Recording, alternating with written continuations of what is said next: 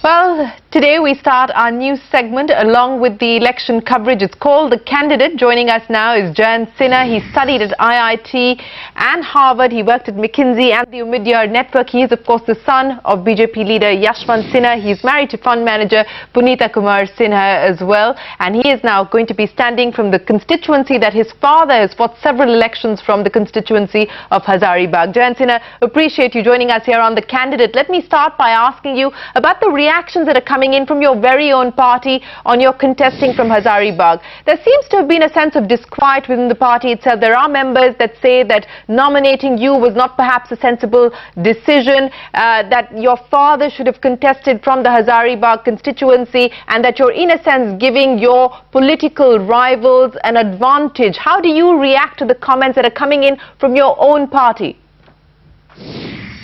Well, I would say that it's not so much resistance as much as it is love, in fact, because as you know, my father is extraordinarily popular here in Hazaribagh because of the wonderful work that he's done here for 16 years. And of course, as a result for him, the election would have been a cakewalk because he's so popular here in Hazaribagh. But for a variety of reasons, he chose not to stand, and the party, quite independently, looking through the list of potential candidates, decided that in fact I would be the right candidate. Now, when this happens, people obviously would like my father to stand because in a way that makes things quite easy for them, and of course he remains extraordinarily popular. But I think those reactions which happened in the first day or two have now settled down considerably, and in fact quite well. And now I think there is a tremendous amount of enthusiasm for my candidacy as well. Jayant Sinha, let me ask you about the other charge that is being made, and that is that the BJP has always complained about the Congress playing dynastic politics. How are you going to defend yourself, and how is the BJP going to defend itself? Because some are accusing the BJP of hypocrisy. You're standing from your father's constituency. Pramod Mahajan's daughter is fighting from her father's constituency. How can the BJP defend the charge of not propagating dynastic politics? Shireen, I think those are two very separate situations. I won't even get to what the situation is on the Congress side. As for my, well, because you have to look at my candidacy, and that's all I can really speak about. I think I have an exemplary academic and professional record, and if you look at what I have done in the political sphere over the last 16 years, I would say it's very considerable. If my name was Jayant Sao, and I was standing from a different constituency with the qualifications that I do have and the 16 years of social service and involvement in 6 different general election campaigns, I think any party would have picked me as a candidate. Now, it's not necessarily my fault that Yashwant Sinha is my father. I think just purely on my own merit and my own experience and my own hard work, I would have got a ticket from anywhere. So I cannot speak about other people, but I think if you look at my particular case, I just don't believe that anybody could seriously level a charge of dynastic politics with me. In fact, I will say, to the best of my knowledge, I think I'm the only IITian who has a ticket from the BJP, and I believe that there are no more than 3 or 4 other people who are IITians to be standing. And let me also assure you, Shireen, let me assure you that when I took the IIT exam and I took the IIM exams and when I took the GMAT and I was admitted to Harvard Business School, there was no dynasty involved. Those are exams, you take them on your merit, and when you succeed entirely on your merit.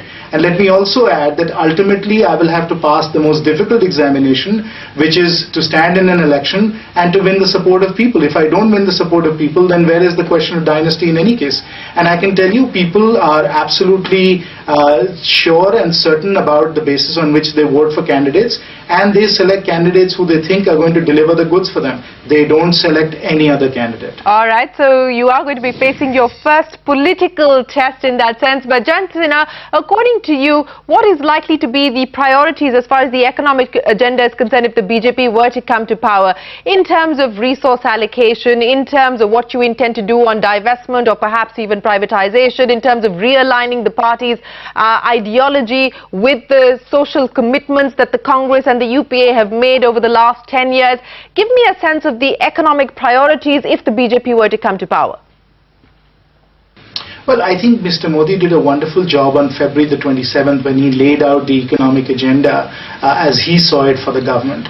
And he really spoke about 3 very important aspects of what might be the BJP's economic policies. Number 1, he spoke about restoring confidence in governance and restoring confidence in terms of businesses investing, businesses adding jobs, and businesses creating new products and services for people. So restoring confidence, I think, is job one, and I think that really needs to be prioritized. You know, you're talking about restoring confidence. You know, one of the items that people talk about when they talk about restoring investor confidence particularly is what the government, when it comes to power, whether it's a BJP government or any other, would do as far as retrospective taxation is concerned. Whenever we put that question to the BJP, they've been guarded in terms of whether they will do an about turn or a U-turn in terms of the retroactive tax. Do you think the BJP ought to undo the wrong, if I could call it that, as far as the retrospective tax amendment is concerned? Well, I'm speaking now purely in my personal capacity, and obviously I've had a very long record as a business person, as an investor, and I can tell you that retrospective taxation is generally just a wrong idea, because investors invest on the basis of a stable, predictable tax regime. Now, that being said, obviously taxation policies are changed all the time and so on, but by and large, retrospective taxation, where you go in and you change what was done historically, is simply off the table. So just speaking in my own personal capacity, I just don't think that we need to have retroactive taxation at all. Okay, let me also ask you then, you know, Mr. Modi is clearly, his approach or his economic approach is clearly right of centre. In that context, what space will social sector schemes that were unveiled by the Congress over the last 10 years find in the BJP's economic agenda? Do you propose that the BJP tweak the social security schemes that the Congress unveiled? How would you like them to tweak them, if at all? Well, you know, I have already written extensively on the topic of a next generation social security system. And it goes without saying that in any society, in any modern day society, it's absolutely essential to have an efficient, robust social security system. We need to make sure that nobody is deprived, nobody feels economically insecure in this country. And we have the resources to do that, whether it is financial resources, whether it is food, whether it is water. We have the resources to make sure that nobody needs to feel insecure about their basic livelihoods. And we need to ensure that.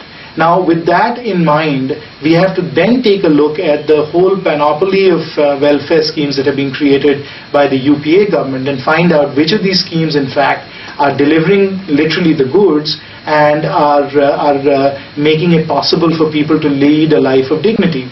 And where is it that we are having huge amounts of leakage? Where is it that people are not, in fact, happy with the kinds of services that are being delivered? So one has to think through that. This is not something that I think can be answered very easily, because it does require extensive thought, it requires extensive research, it requires a number of pilots and a lot of administrative acumen to be able to put in place a next generation social security system. What I will say is that this UPA government tried. I mean, if you see what Nandan was trying to do with UID and what they were trying to do with direct benefits transfer and so on, they had an aborted attempt to come up with a next generation social security system, which I and others have written about several times. And instead of coming up with something that would be truly revolutionary and groundbreaking for India, they ended up by just taking the same centrally sponsored schemes that have not worked well in the past and just tried to foist them onto India again. And whatever little that was being done that was revolutionary or groundbreaking kind of got aborted. So I think it has to be ascribed to as another grand failure of the UPA, that they were not in fact able to come up with what should be a next generation social security system. And therefore that should be a very important responsibility for the next government. Okay, Jan, the countdown to the polls has begun. How are you running your campaign? What's different about it? You have an impeccable academic profile, lots of experience in the corporate world. What are your learnings from the corporate world that you're implementing as far as your campaign strategy is concerned? Well, you know, Shireen, earlier you were accusing me of dynastic politics, and I told you that I've been through 6 general elections and 1 assembly election. In each of those, I've been very deeply involved in terms of campaign management as well as being in front of people. So I think, you know, the campaign that we have in place in Hazaribagh melds together the very deep campaign expertise that I've developed over all these different campaigns. Obviously, my father is here to help, and he's a very experienced campaigner as well, along with what I've learned in the corporate world. And so I think we have a cutting-edge campaign. I think we have a campaign where we are using the most sophisticated social media tools, where we're doing a lot to reach out to people, to get to them, to focus very much is on the positive aspects of campaigning, where we've put in front of the people of Hazaribagh already very quickly, within a few days of announcing my candidacy, put in place a vision document where we are very, very clear what is it that we're promising to the people of Hazaribagh, and how, in fact, we are going to build on the wonderful work that my father has done in this constituency. And of course, the response to that, I think, has been wonderful. Shane, I'll also say that having been in business and strategy and in marketing for a long time, I recognize the importance of catchy slogans in marketing. And so I think we've come up with a very catchy slogan, because what we are saying now is you get 3 for the price of 1. So in Hazaribagh right now you're getting 3 for the price of 1. या आप 1 vote दीजिए और 3 गुना लाभ आपको मिलेगा. 3 गुना लाभ देखिए, नरेंद्र मोदी जी प्रधानमंत्री तो बनेंगे ही बनेंगे, और यशवंत सिन्हा जी हजारीबाग के गार्जियन रहेंगे और सदा आपके साथ रहेंगे, और साथ साथ मेहनत करने के लिए, सेवा करने के लिए जयंत सिन्हा जी मौजूद हैं. तो आप 1 वोट डालिए और 3 गुना आपको लाभ मिलेगा. Well, 3 for the price of 1. Let's see if voters buy that offer. But Jayant Sinha, my final 2 questions for you. What are the top 5 priorities as far as your constituency is concerned that you're selling to voters? And also, you talked about social media, but how relevant is social media in a constituency like yours? Sure. 2 questions, and I'll answer them in turn. The first question you asked me was, what are the 5 top items on your vision for Hazaribagh? In fact, thank you for asking for the 5, because there are 5 in fact. So the first one is Bijli Sadak Pani. My father's worked very hard to ensure that there is in fact electricity, there are roads and water to every village, to every mohalla. And we have to continue the work, because it is a mission that continues endlessly, because we just need to make sure that we provide such high quality services that people are truly satisfied with Bijli Sadak Pani as they're getting it. So that's number 1 on the agenda. Number 2 on the agenda is in fact a really world-class medical center. I think a medical hospital and ambulance service, primary clinics are very much required in this area. And so that's something that I have promised the people of Hazaribagh that I will do my utmost to make sure that we get. The third area that we are working hard on is to ensure that the industrialization and the urbanization that's happening in Hazaribagh, which is happening very quickly, is done in a planned way, and that the industries that come to Hazaribagh in fact create jobs for the local community and provide wealth and prosperity here. So the planned development of Hazaribagh through industrialization and urbanization is our third point on our agenda. The fourth point is to keep pushing for special status for Jharkhand. It's very deserved, it's very much required, and it is something that can only be done in Parliament, and so I need to push very hard for that. And the fifth point is, as I said, a next generation social security system, where we have in fact a single card by which every citizen of Hazaribagh can know what services, what benefits are available to them. They can go into a Seva Kendra in every village and see through a computer whether that money in fact has been deposited into their bank account or not. Such a scheme is already active in Gujarat. In fact, I have worked with Modi ji on a task force in Gujarat to implement a scheme like this, and we very much want a scheme like this in Hazaribagh and in Jharkhand as well. Now, your second question was about social media, Shireen. What I will say is, and I think you'll find it surprising coming as you do from Mumbai, but Facebook, Twitter, email are extremely popular and prevalent even in Hazaribagh, particularly in the urban areas like Hazaribagh, Ramgarh, Badhi, Chauparan and so on.